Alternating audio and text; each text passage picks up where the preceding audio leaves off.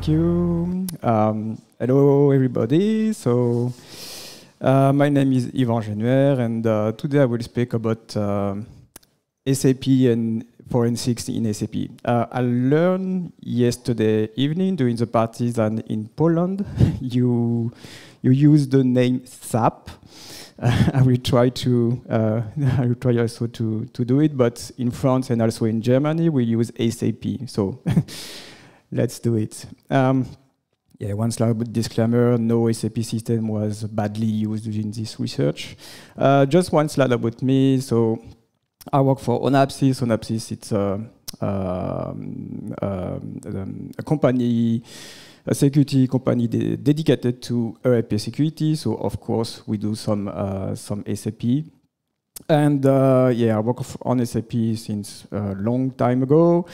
And basically my daily job is to find vulnerability in SAP.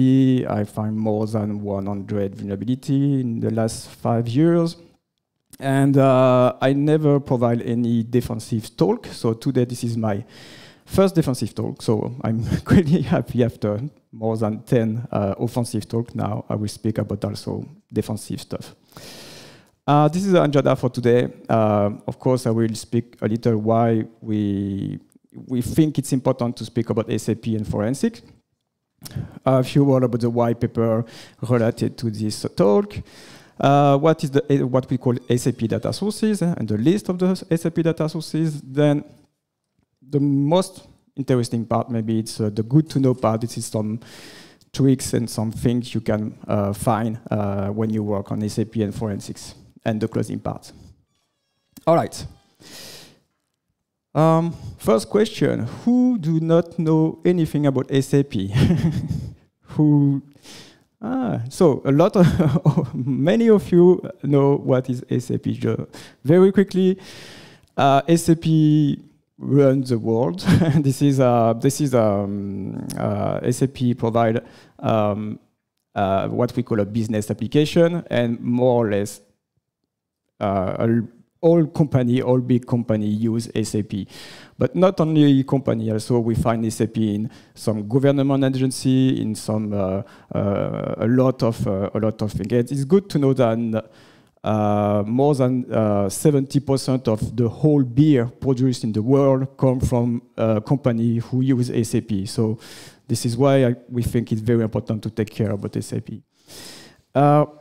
What could happen if an SAP is compromised? Basically everything. You can leak information, you can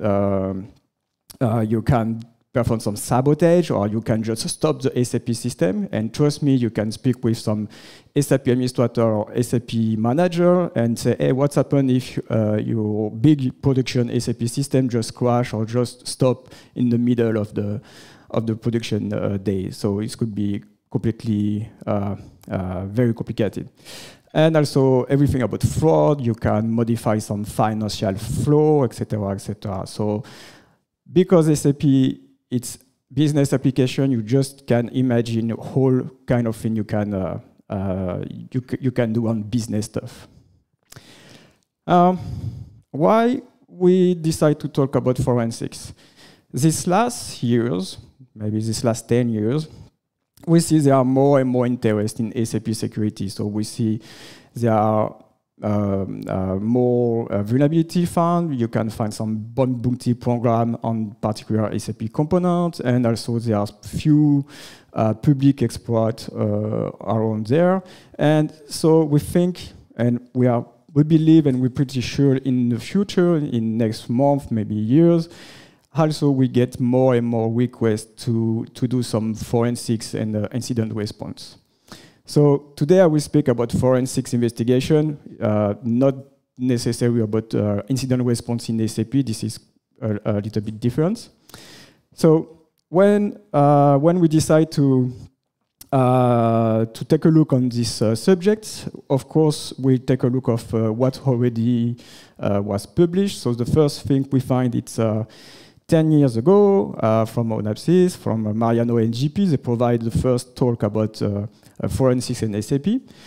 And they already provide important information, but this is not very exhaustive. And the same years here, at Confidences, Dimitri and Yevgeny provide a talk. This is not a talk dedicated to forensics. They also, it was more about offensive attack against the SAP portal and what you can get, what you can spot in the log, etc., etc. But pretty interesting too. The year after, there are also one talk. It was more a scenario, an example of one attack, and to show what can be spotted and what cannot be spotted during an attack. So it was provided by GP again and Will from Synapsis. And that's all. So this is not a lot of information, and also it's quite old, 10 years ago. And there are one things always happen during this talk or this presentation. It's very hard to cover this subject in one talk because the subject is huge and it requires a lot of knowledge, etc., etc. So this is why I decide. When I decide to work on it, I decide to write an article. Then the article transformed more like a big white paper. So this is the white paper I released for today for the talk, and the name it's the name of the talk itself, and you can grab it if you take a look. A few words about it. This is 60 pages. So now you can understand this is not an easy subject. I cover more like 19 data sources, SAP data sources, and of course I also introduce a little bit of what is SAP and some specificity about SAP environment. And the audience is for SAP Basis team, SAP security team, and incident response team. And why I precise the audience? It's because in SAP, in SAP Forensics, it's very important to have two different types of investigation. What we call technical type and what we call the business investigation forensics.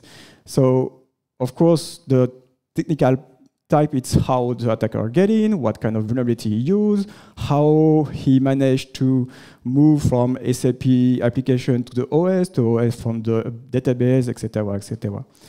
On the other side, and yes, of course, the white paper is only on technical side, because the other side, it's more like what the attacker do as post-exploitation, what kind of financial data he get, what kind of modification he do as a business information and business data. All right, but it's very important to have a good communication between these two type of team, because sometimes we can find something interesting for the business team, and sometimes the business team can spot something weird, and it could be the entry point for an investigation for us. All right, SAP data sources.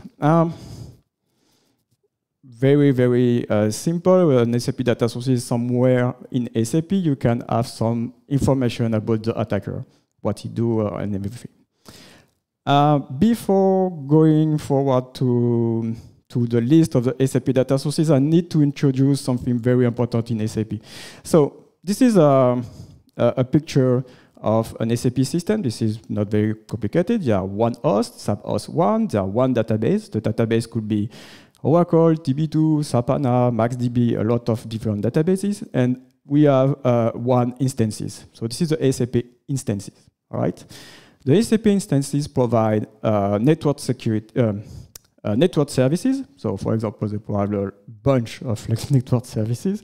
When you scan for the first time on the SAP system, it's wow.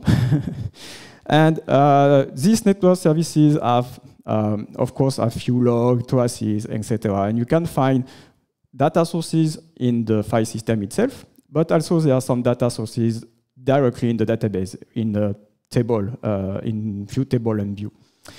So the data sources could be a file, like a trace file, a log file. Sometimes the file have a proprietary format, and also it could be a table. So this thing is what we call a SAP system. Okay, well, this is different from SAP system and SAP instances. Because what we have, very, very, very often, we have this kind of SAP system. This is one SAP system with several hosts and several SAP instances. Why I precise it today, it's because with 3 SAP instances, each instances handle several services. Okay? And also the services could be different from SAP instances to another one. And what is important, it's because if an attacker, for example, attacks the service 3300 on SAP host 3, the traces, the data from this attack are in SAP host 3, not in the database, not in SAP host 1 and 2. So it's very, very important if you perform some investigation in SAP multi-instances to get in mind that, okay, I need to grab the log from all systems. And why I remember I deal with a system with 15 instances. So it could be complicated, but it's important to have it. Okay. This is the list of the data sources I analyze in the white paper. So as you can see, there are not only one, there are a lot of places when you can have some information. The format is quite simple. It's something like that. Like I put the SAP instance type, then the source type, and the name. The SAP instance type is because if I put back my picture, you can have SAP instances ABAP and SAP instances Java. This is just 2 types of technology provided by SAP. So sometimes you deal with ABAP, sometimes you deal with Java, sometimes you deal with both. And of course, some of the data sources exist on ABAP, some other on Java, and some other on both also. So this is why I precise some of these data sources dedicated to ABAP or Java. And also I'll speak quickly about the agent. It's because I will add more and more stuff in the picture. Each host in the SAP system could have a SAP agent. So the SAP agent is not an SAP instances, and this is like a standalone tool, and the purpose of this tool is to monitor the system. The SAP administrator can use it to start and stop the system, etc., etc. All right? I will speak about the agent. And also a couple of data sources. I put it at standalone. It's because these 2 data sources is particular. I will speak about it. And so for the type of the data source, when I put file, it means you can have these data sources directly on the file system. And if I put table, it means, okay, this is in the database. So for file, it means you need to grab the file in whole OS in part of the SAP system. And for the table, everything is centralized. In the white paper, you can see I try to follow this structure for each data source. I put a little description. Then I put all the configuration parameters involved in these data sources, because it could be very important to have a correct configuration. Then what you need to do as a forensics, so what kind of filter you can use, what kind of pattern you can get, etc. And also a few parts for anti-forensics for all of the data sources. So it's how it looks like. I try also to put a table, like I name it like identity table. It's very quickly you can know if this data source is enabled or it is disabled by default, where is the log, etc., etc. All right. So one thing, when I provide the talk, my first feeling is to go deeper in 1 or 2 data sources. But from my point of view, this is not very interesting because everything are in the white paper. If you want to go deeper and to learn about it, just take the white paper take the time to read it, and normally everything is explained. But there are some of little things I would like to provide for few of the data sources. So sometimes it's some dangerous things, sometimes it's just interesting. The first data sources I will speak about is the syslog. The syslog, it's no more like the system log of the SAP system. This is not dedicated to security, and this is enabled by default, and this is very well known from SAP administrators. They know the syslog, of course, and the syslog you can have a lot of information about all the system, not only one or two instances. And it looks like that, very common with date, you have the user involved, and also on the right, this is a message text. One important thing is this column. This is a message ID. It's because in SAP you have they are very good thing. They put some category for whole syslog entry. So it means if you filter on the message ID, you can already have interesting entry, because the syslog, trust me, could be very verbose, very verbose, and so you can already use this kind of filter to have some interesting or not, it depends, entry in the syslog. This is the parameter involved in the syslog, and one of them is this one. This means the syslog is no more like one file, okay, in the OS side. And when the side reaches the limit, so by default it's 10 megabytes, it just overwrites the beginning of the file. And 10 megabytes is very dependent of the workload of your system. But for example, in huge production system, 10 megabytes is like 1 or 2 hours of work.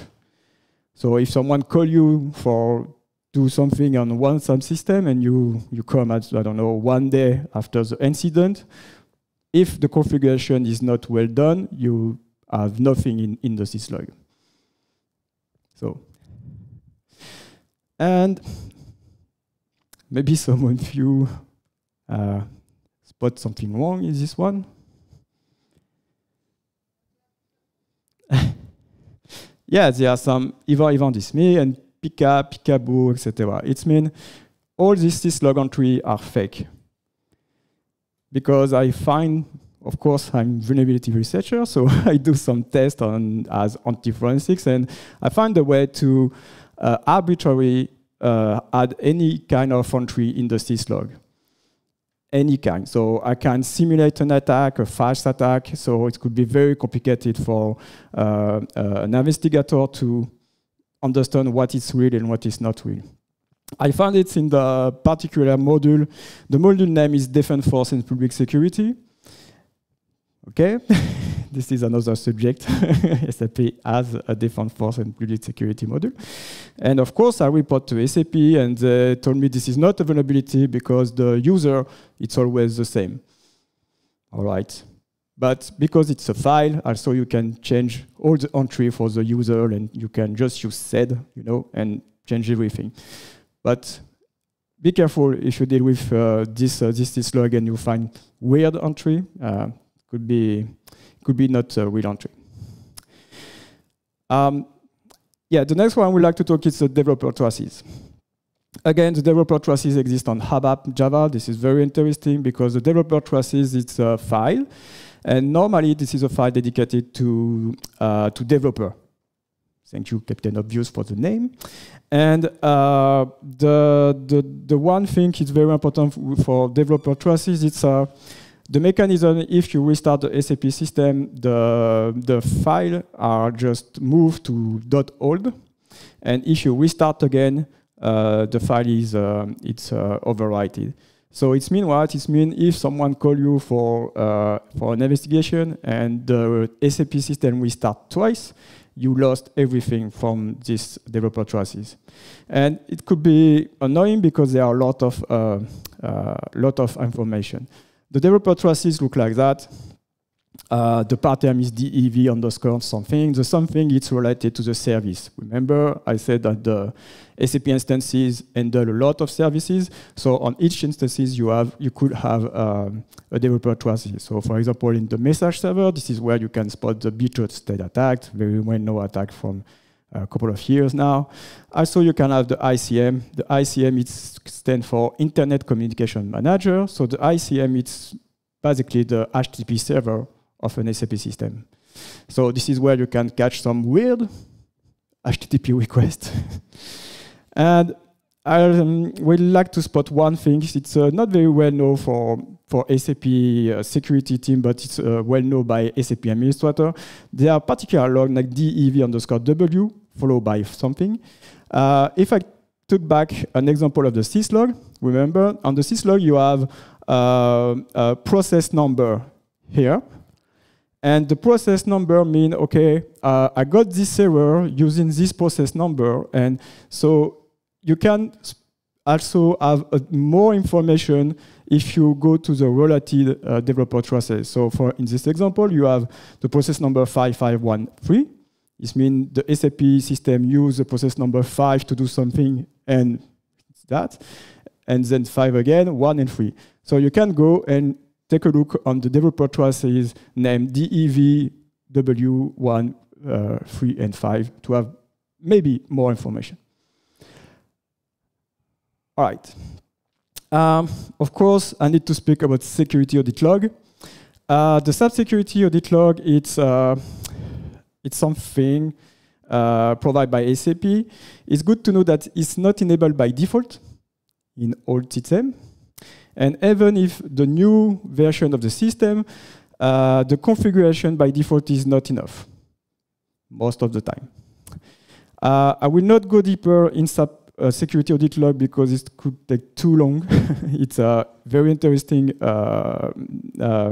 data sources, but yeah, everything are in the white paper. Just one thing. As you may notice, there are a lot of parameters involved in this security audit log, and also even when you use SAP system to configure the SAP security audit log, there are a lot of, you can do some filter, you can do a lot of things. So it's complex.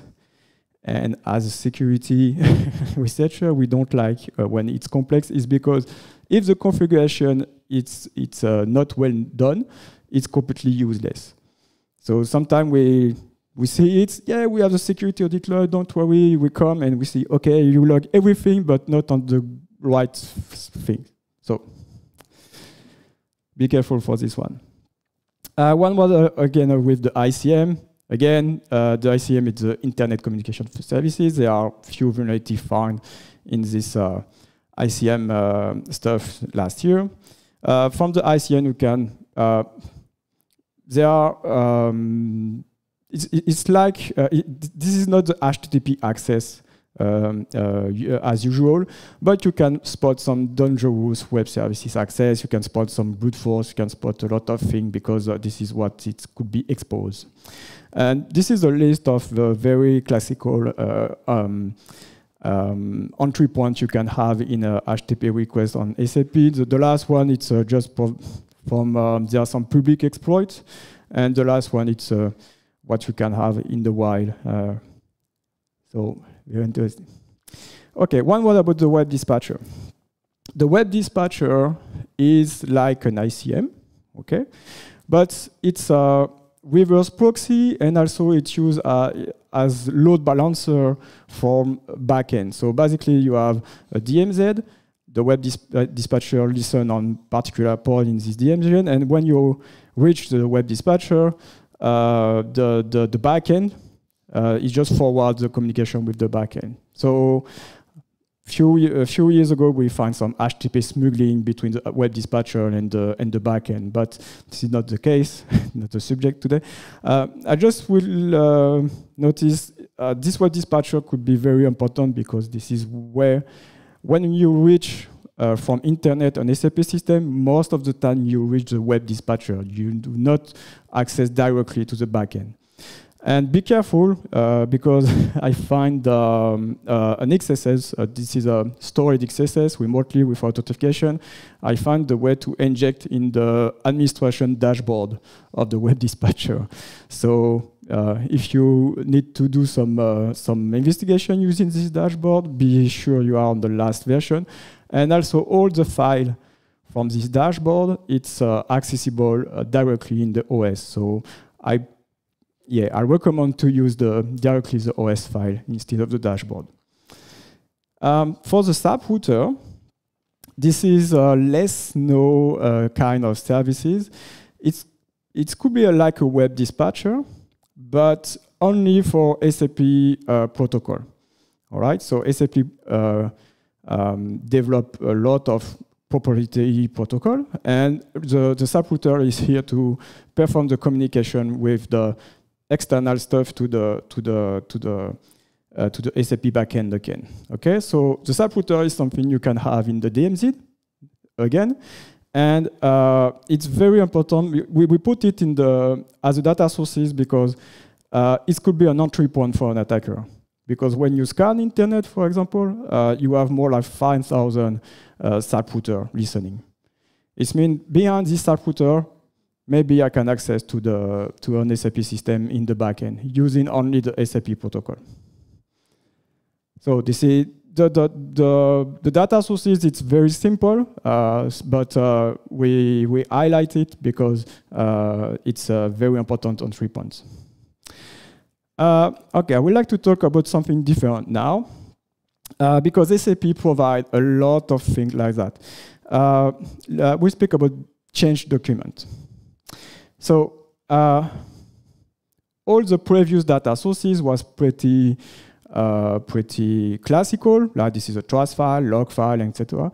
But for the change document, this is quite different. So in SAP, by default, there are some record about some change in critical object, what SAP think it's critical object.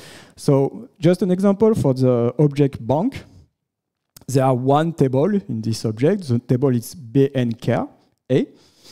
This is a table in the database. And it's partially enabled because, as you can see, the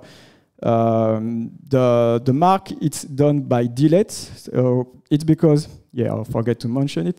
The change document is something where you can log what happened in the table or object, and you can log if there are some update, insert, or delete. And when I say it's partially enabled, it's because for this example, there are no log, no record for insertion. Only the deletion is recorded. So be careful if some business, the business team provide you, hey, you have some issue on this table. Can you spot what's happened? Yeah, it's log, but not the insertion is not log. By default, there are more than 800 objects log in SAP. So this is an example of what is logged by default. And be careful again, not everything is logged inside this object. It means there are a lot of tables. They are not inside this record. And because this is normal, because some of tables are huge in SAP system, and it's not possible to log everything. But sometimes, in particular SAP system, when you know, okay, this system, it's used to do that, or very, very particular, you can select which table you want to log exactly. This is an example of the output you can have using this change document. And so this is one line by action. And on the top left, you can, this is I for insert, D for delete, and U for update. And what we can learn, it's basically this user with this name from this department in the client 800 had 5 new IBAN using the transaction SN34, and she did it just before going to lunch at this date. Okay, I just put an example because sometimes it could be very helpful when you get this information, because if the user does not exist anymore, or if we have something weird, maybe you can spot something. Also, I will speak about another data sources. This is not a data sources related to record or security. This is more about the user. So in SAP, there are one very well-known transaction by SAP administrator. It's named the SUIM. And we call it the Swiss knife for the user. Because with this transaction, with this program in SAP, you can spot which user have whole right in SAP application, which kind of user can execute OS command, it's possible, which user can modify critical table, etc., etc.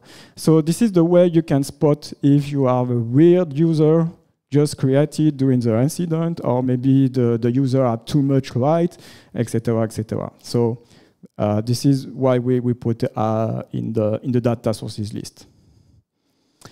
So I need to speak about Java. There are one thing, remember there are two kinds of systems, ABAP and Java.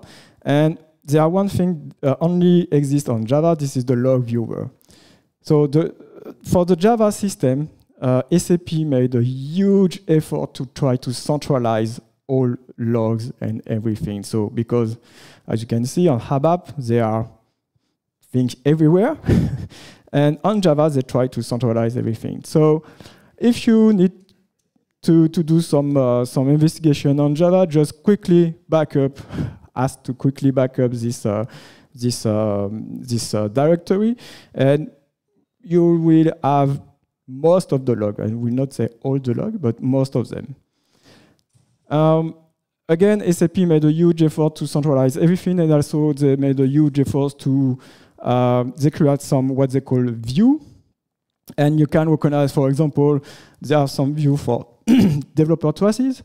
It means you go to the log viewer and you can already display the developer traces, and you can do some filter, and you can do a lot of things by default using the log viewer. And this is where you can find, for example, the HTTP response. This is what where you can spot what kind of attack if from HTTP access. And also there are one little feature could be very useful. We already used it one time. It's using the log viewer, you can upload external log. It means what? It means if someone suspects something in one system and they decide to shut down the system or stuff like that, just before you can say, okay, give me the backup of the directory, and from another SAP system, our SAP system in our laptop, we can upload the log and study and analyze the log like that. Yeah, okay. So could be useful if the system is shut down or stuff like that. And as I mentioned, they try to centralize a lot of things, etc. But I also already mentioned it. If the attacker have enough privilege, he can have OS access, so he can just remove everything very quickly. So again, if you ask for the backup of this directory and the directory is empty, you will have a problem. A few words on the agent. Very, very quickly. So why we decide to put the agent inside this whitepaper and the data sources, because this is not only SAP instances, is because the agent could be an entry point for an attack. These last years, I found several vulnerabilities on this agent, and trust me, sometimes the instances is very well protected, but the agent is not protected. And by attacking the agent, you can do what you want in the system.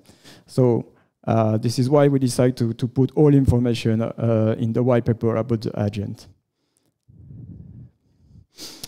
All right, closing part. Very soon, I will release I failed to push on last Friday, and I lost my GitHub. I lost my GitHub credential, but I will upload this is what we call a log collector. This is very simple. There are one for Windows and one for Linux or Unix, and these tools try to grab all the logs from the system, and also I create an ICAV and I calculate the checksum for all the log, and I try to anticipate the size of the log, because sometimes in SAP system you have like 10 gigabytes of logs. It's happened, so maybe it's good to know sometimes the size of what you will get. as a conclusion, it's very, what we'd like to provide, an SAP system could be complicated, heterogeneous. There are a lot of different technology. And also, as you can see, the number of data sources is huge. And when you perform SAP forensics, you can, it's very hard to just explain how one investigation can go. It's like very different anytime.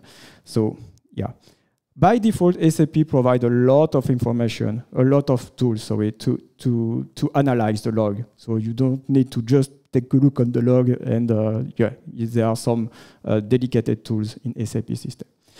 A few recommendations: check if the logging is enabled or disabled. Sometimes by default it's disabled, and it could be very, very interesting. And also very, very important, verifies the configuration of the log.